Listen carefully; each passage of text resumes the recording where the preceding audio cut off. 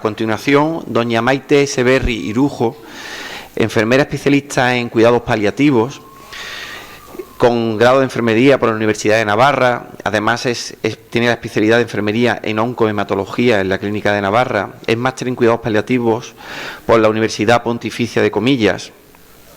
Tiene una experiencia profesional, a pesar de que es muy joven, pero extraordinariamente amplia, en el ámbito de la oncología clínica y los cuidados paliativos, tanto en Navarra como en Madrid. Y ha participado también en los equipos de cuidados paliativos a domicilio de la Asociación Española contra el Cáncer.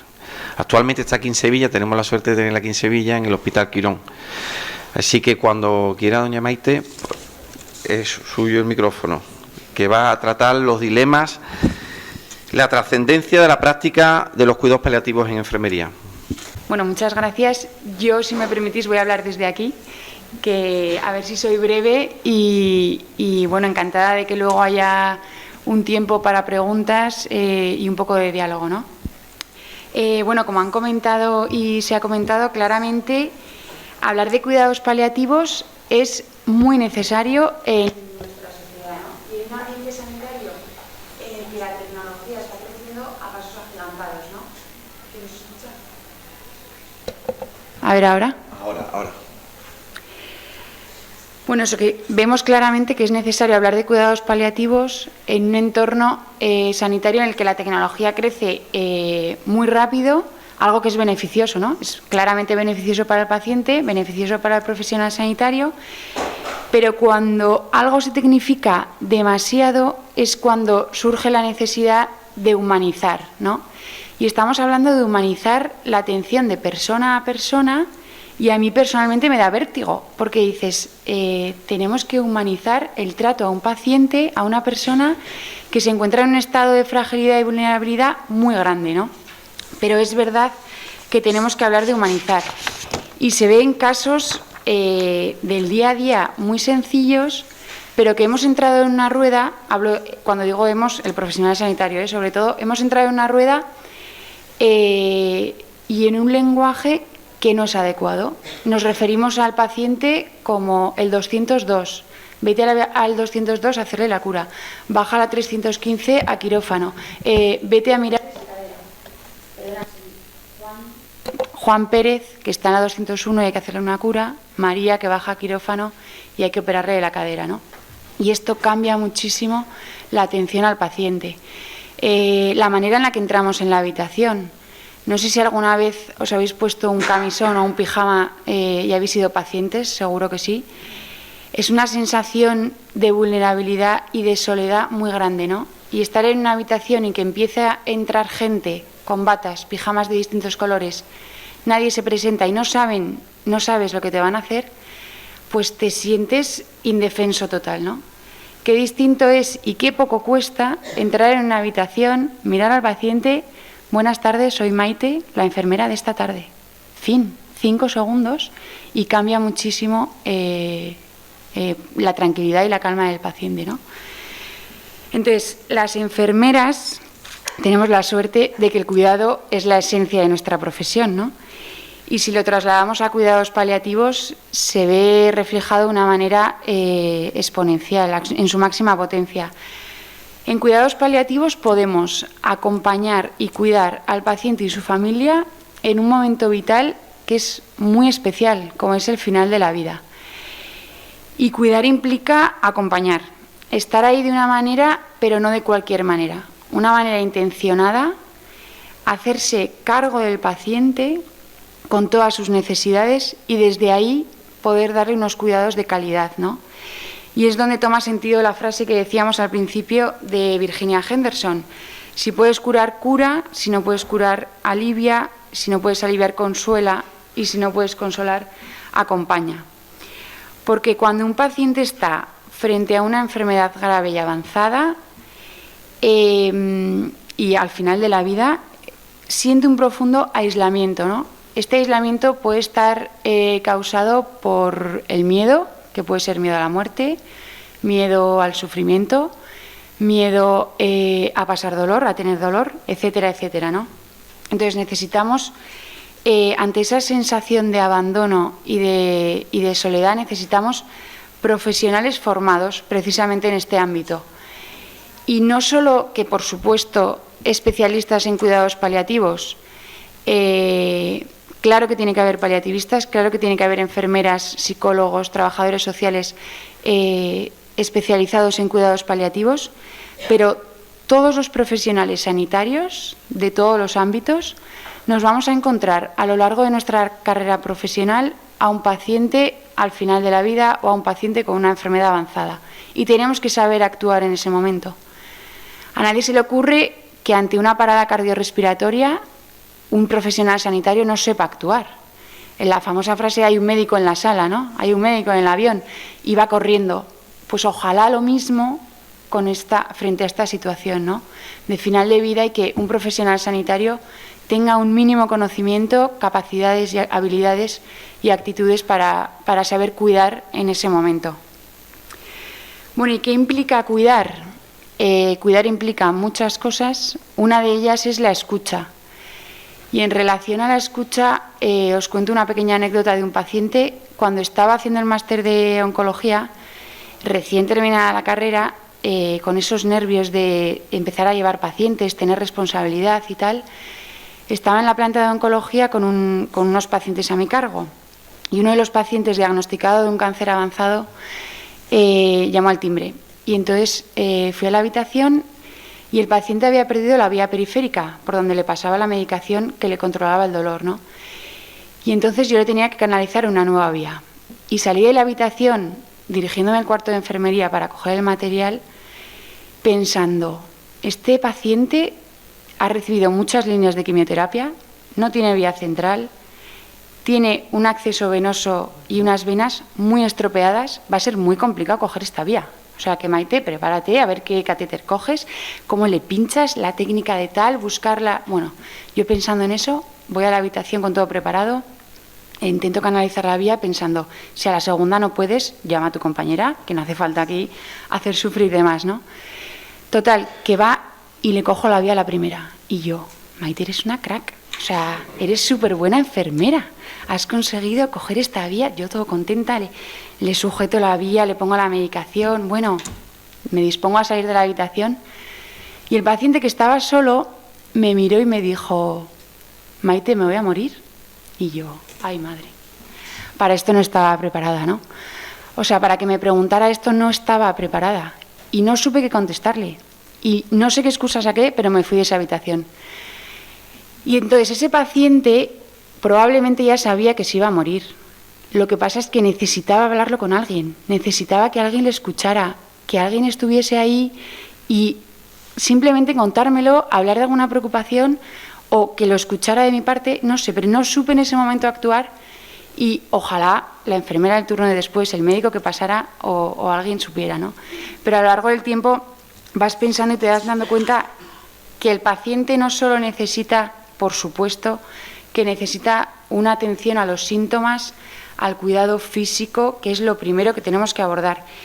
Con esto quiero decir que el paciente necesita una atención integral, y lo han dicho, ¿no? Y se refería Yolanda al cuidado integral y holístico del paciente, con sus necesidades físicas, por supuesto el control de síntomas del dolor, del insomnio, el tratamiento de la disnea, el estreñimiento, todos esos síntomas que al final de la vida aparecen y es lo primero que tenemos que abordar, pero también hacer hincapié en las necesidades psicológicas, emocionales y también las sociales y espirituales, porque un paciente, sobre todo en cuidados paliativos, puede sufrir un cambio de rol muy importante, ¿no? ¿Cuántos padres de familia que de repente se ven en una cama del hospital o en su domicilio sin poder ir a trabajar, sin poder hacerse cargo de la familia, sin poder, con todos esos roles sociales que se les había impuesto o que ellos mismos se han impuesto y que de repente cambian?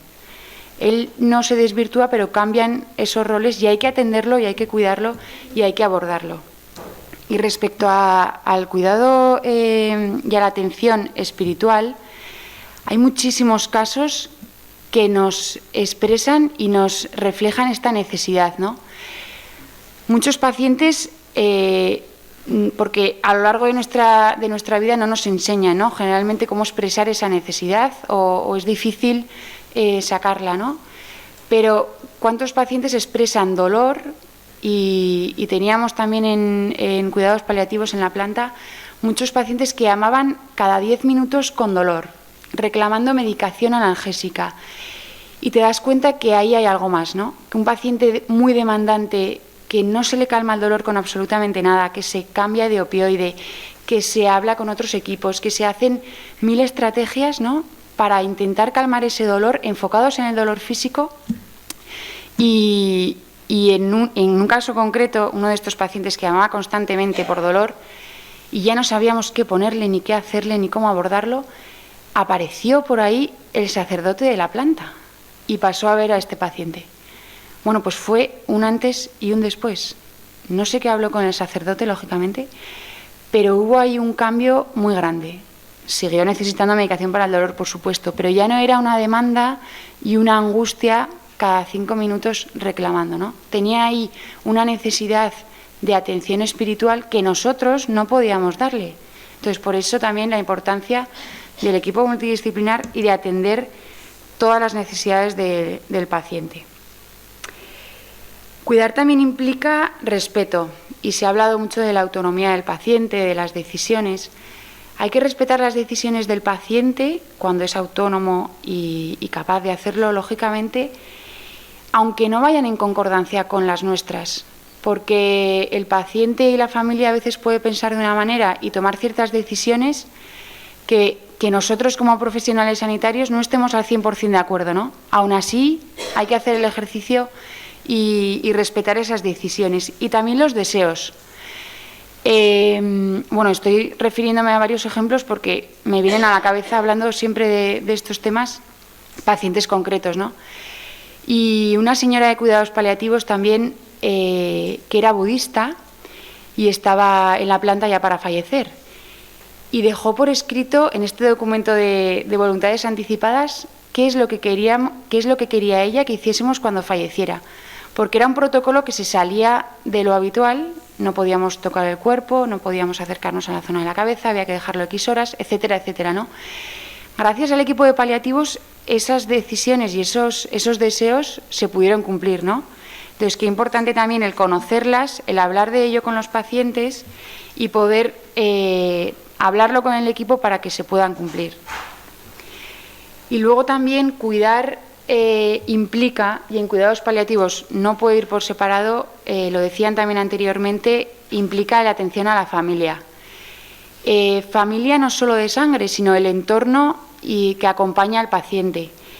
El paciente tiene un entorno, una familia, unos amigos y muchas veces viven desde el principio de la enfermedad con ellos, hay que atenderles, cuidarles y tienen unas necesidades concretas y unas circunstancias muy específicas, ¿no? Es verdad que la familia y el acompañante del paciente muchas veces tiende a querer proteger al paciente y se dan esos pactos de silencio, ¿no? En equipo de domicilio, el equipo de paliativos de domicilio era atención a domicilio a pacientes paliativos. Entonces íbamos a las casas del paciente y estaba acompañado, lógicamente, y estás en su entorno, en su salón, en su habitación, en su cocina, con todo, ¿no? Antes de ir al domicilio se hace una llamada para avisar de que vamos, nos presentamos un poquito y se suele hablar con el cuidador principal. Muchas veces ese cuidador principal nos decía, bueno, pero no le digáis al paciente quiénes sois, no digáis la palabra paliativos porque él no lo sabe.